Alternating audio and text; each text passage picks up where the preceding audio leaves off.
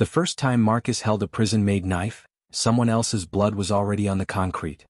He stood in the far corner of the dark shower room, bare feet on wet, dirty tiles, the broken light above him flickering.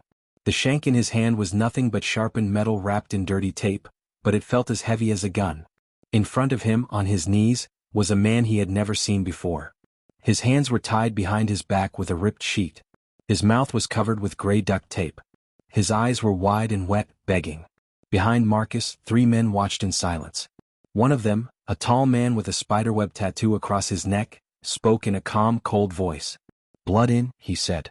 "This is how you earn your colors. You want to be under our protection? You put in work. Right now." The other 2 nodded, arms crossed. Their bodies were covered in ink, skulls, letters, symbols that didn't look like anything Marcus understood yet. They blocked the only exit. Marcus's heart was hammering. He could hear it louder than the dripping water. Louder than the muffled crying of the man on the floor. I didn't sign up for this," Marcus whispered.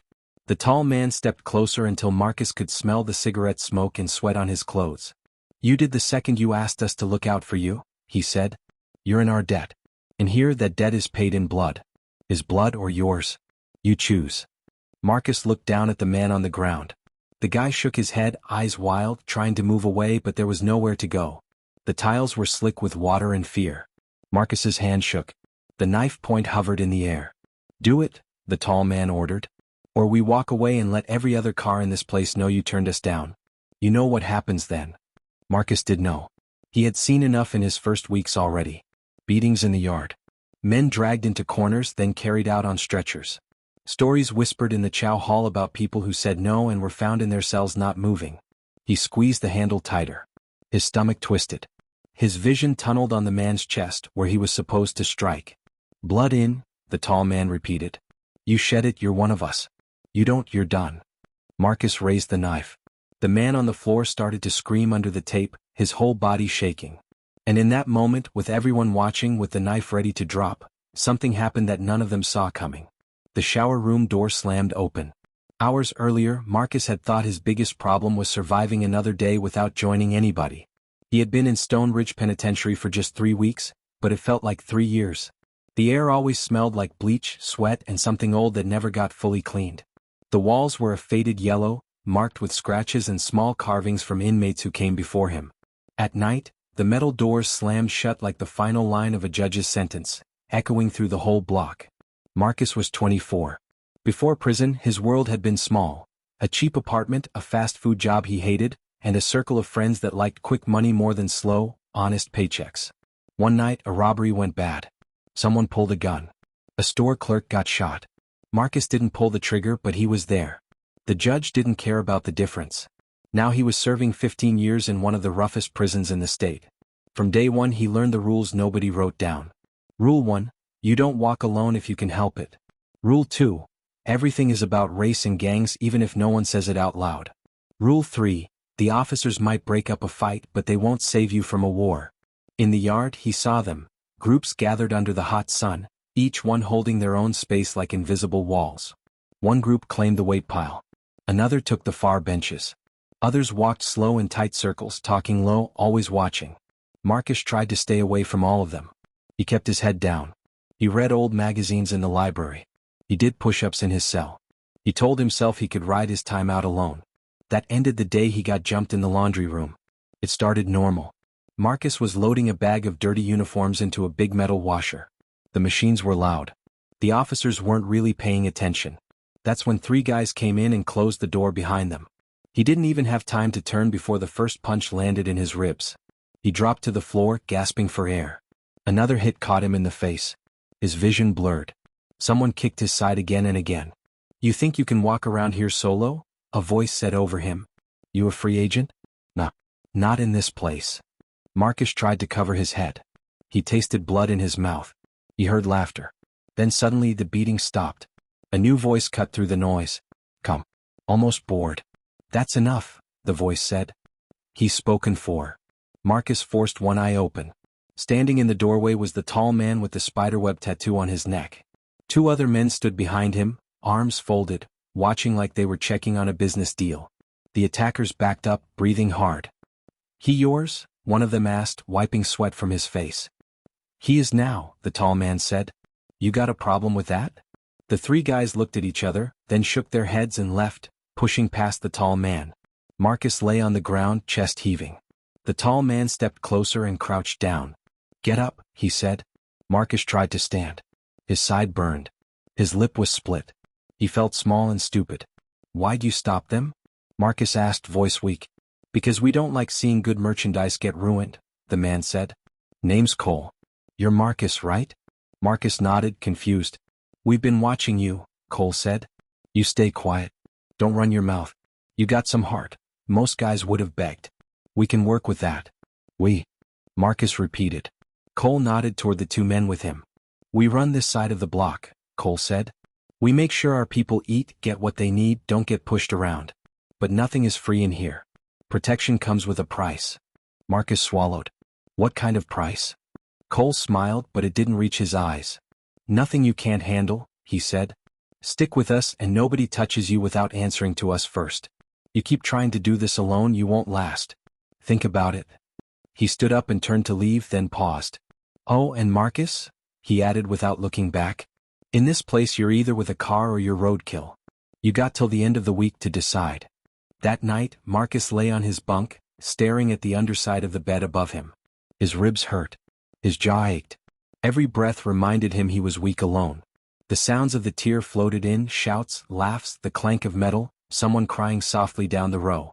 He thought of his mom who had stopped answering his calls. Of the clerk who died, whose face still came back in his nightmares. Of the judge's voice. 15 years. Could he really do all that time solo? By the end of the week, the answer was no. He approached Cole in the yard, heart racing. Cole was at a table playing cards with a few others. They all went quiet when Marcus walked up. I'm in, Marcus said, trying to keep his voice steady. Cole studied him for a long moment, then nodded slowly. All right, he said. You're asking to roll with us. That means you follow our rules. You answer when you're called. You don't snitch. You don't freeze up when it's time to move. You ready for that? Marcus nodded again. His mouth was dry. Cole pointed at his chest. In here your old life is dead, he said. You want to be one of us? You earn it. Blood in. There's no halfway. Marcus didn't fully understand what that meant yet. Not until they brought him to the shower room. Not until they tied a stranger's hands, taped his mouth, and put a knife in Marcus's shaking hand. Not until that door slammed open, and the whole blood and ritual turned into something much more dangerous than anyone in that room had planned. And that's where everything started to spin out of control. The door to the shower room burst open so hard it hit the wall with a loud crack. Everyone froze. Marcus's hands stayed in the air, the knife hovering inches above the man on the floor. Cole and the others spun around fast, muscles tightening like coiled springs. Officer Ramirez stepped inside, eyes sharp, flashlight in hand. He was one of the few guards who actually watched things instead of pretending not to. He scanned the room, taking in the scene, the tied-up inmate, the taped mouth, the shank in Marcus's trembling hand. For a second, nobody breathed. What's going on in here? Ramirez asked, voice steady but heavy with suspicion. Cole stepped forward slowly, his face calm, almost friendly. We're just cleaning up, boss, he said. Someone slipped and fell. Ramirez raised an eyebrow. The tape, the fear, the way the guys blocked the exit. None of it matched that story. Uh-huh, Ramirez said. Funny how folks slip only when your crew is around. His eyes drifted to Marcus. Marcus couldn't move. Couldn't blink. His heart was beating so fast he felt dizzy. Ramirez took one step forward. You, he said. Drop the weapon. Marcus looked at Cole.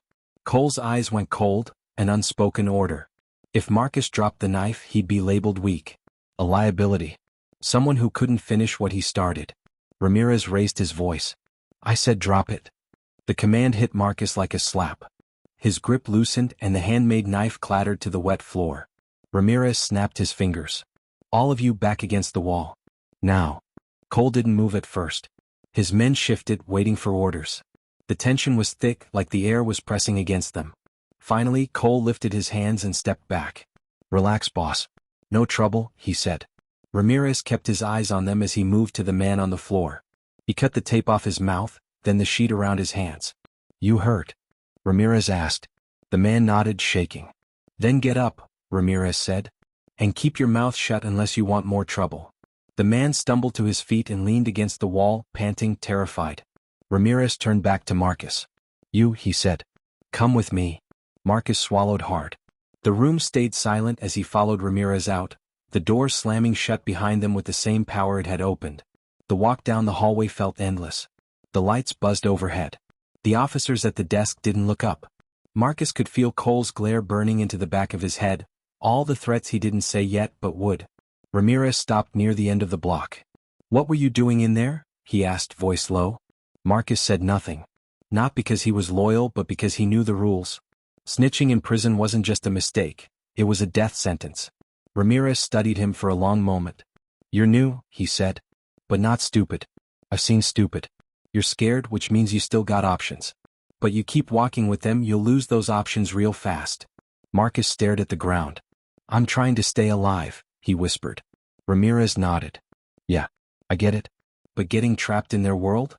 That's not staying alive. That's digging your own grave." He paused. "I saw you hesitate. That tells me you're not lost yet." Marcus felt his throat tighten.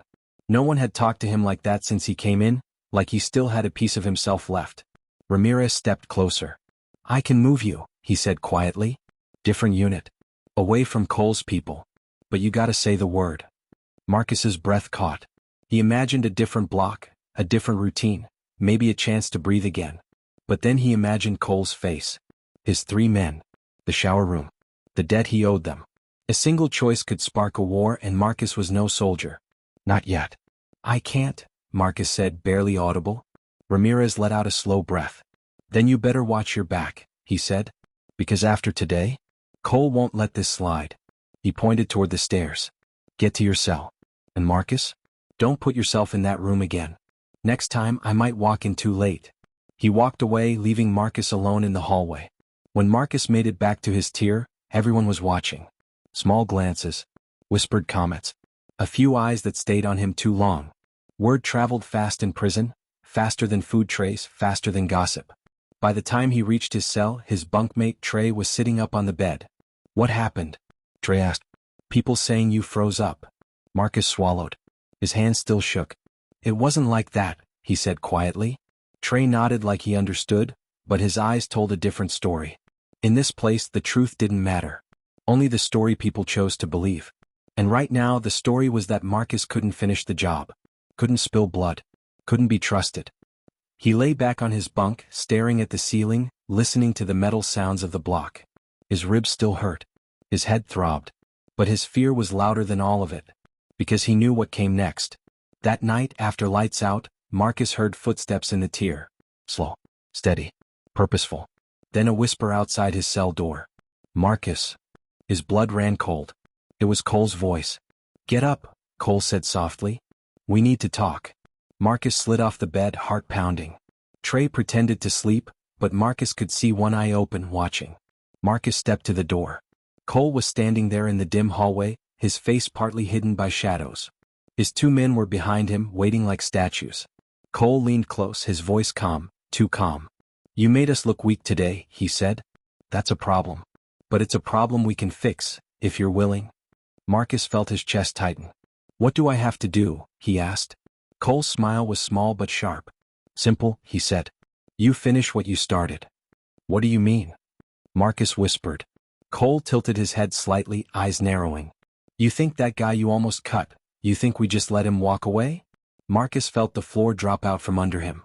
"We found him already," Cole said. "He's cuffed in the utility room. Alone. No guards this time. No interruptions." He reached through the bars and tapped Marcus lightly on the chest. "You're doing this tonight." Marcus felt the world spin. He wasn't ready. He wasn't built for this. He didn't even know if he could do it. But Cole didn't blink. "You want to stay breathing?" Cole said quietly. "Then come with us. Now." Marcus looked back at Trey, who quickly closed his eyes and pretended to sleep again. No help there. No help anywhere. His body moved before his brain did. He stepped out of the cell. Cole's 2 men closed in around him as they walked down the dark tier, heading toward the utility room, where a tied-up man waited for Marcus to decide his fate. At that moment, Marcus realized something terrible. There was no more stalling.